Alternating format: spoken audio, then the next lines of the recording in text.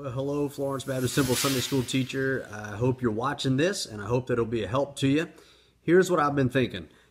Part of being a good Sunday school teacher is the ongoing need and the felt desire to improve as a teacher. You've heard me say before, the question is really not how long have you taught, it's how long have you improved. Some people say, well, I've taught for 25 or 30 years, but really you were learning to teach for 1 year and you've just repeated it over and over 24 or 25 times. We want to have Sunday school teachers that have a real desire to grow. And my prayer is that right now you're a better Sunday school teacher than you were when you first started. I hope you're a better Sunday school teacher now than you were even this time last year.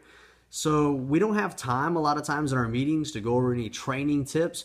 So I thought if I did this a couple times a month, we'll see how it works. If it works, great. If it doesn't, we won't do it. Okay, but here's tip number 1 for you. Spend more time on the people than you do on preparing your lesson.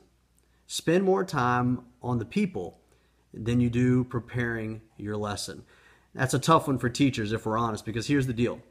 We study all week. If you're like me, you research a lot of different study Bibles and commentaries. Sometimes I listen to some podcasts or past messages that maybe our pastors preached on the subject. By the time I get to Sunday morning, I've got a lot of information to download. And the beauty is I've got a captive audience on Sunday morning waiting for me to dump it on them. But the reality is growing classes are not built by great lessons. Growing classes are built by people. And it's going to require you and I as a Sunday school teacher to spend meaningful time with our people if we want to build growing classes. Now, here's what I've seen after 15 years of serving as a minister of education.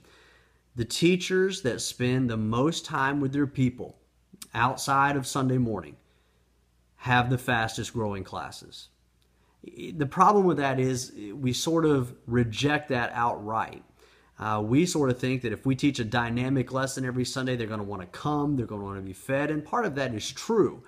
But the reality is it comes down to what we talk about a lot of times in our meetings: contacts, continuous contacts. But here's what I want you to think about. It's not just contacting your people, because the last thing we want to do is come across like the Sunday school police. What it is a meaningful contact, a relational contact, where genuine concern, Christian love, true care is communicated in our opportunity to visit with them. So here's 3 practical tips on how you can spend more time with the people instead of preparing the lesson. Number 1, have a plan for preparing your lesson on a weekly schedule and stick with it. I recommend scheduling small chunks of time every day to spend on your lesson. I think that's better. I think that lets the lesson sort of marinate in your heart and do something in your heart. But I recommend doing that instead of waiting to a specific period of time and spending a large chunk of time. But if you schedule that little bit of time, it only takes a little time every day instead of a large chunk of maybe one day, probably your day off or a night when you could be doing something with your family.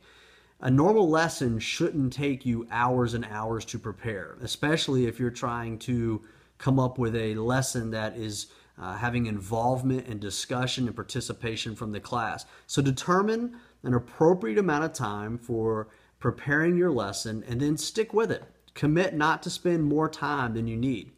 My second point would be this: use natural times to spend with your people. You probably don't have chunks of time that you can just dedicate to working and spending time with your people, but you have a lot of natural time that you probably can. If you're like me, you eat lunch every single day. Here's my point. Lunch is a natural time to spend with the people. If you're going to eat with someone.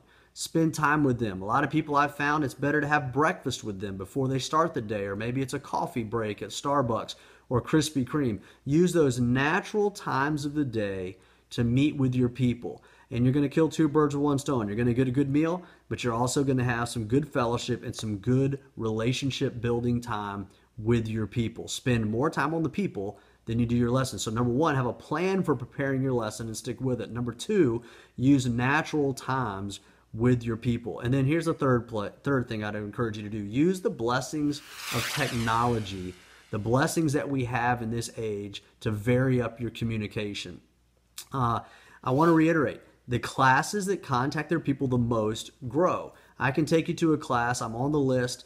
That teacher contacts their group members 4 to 6 times a week. And a lot of you might hear that and you think, whoa, that is overkill. I don't want to run them off. He's got one of the fastest growing classes in the church, almost doubled his size since our last reorganization.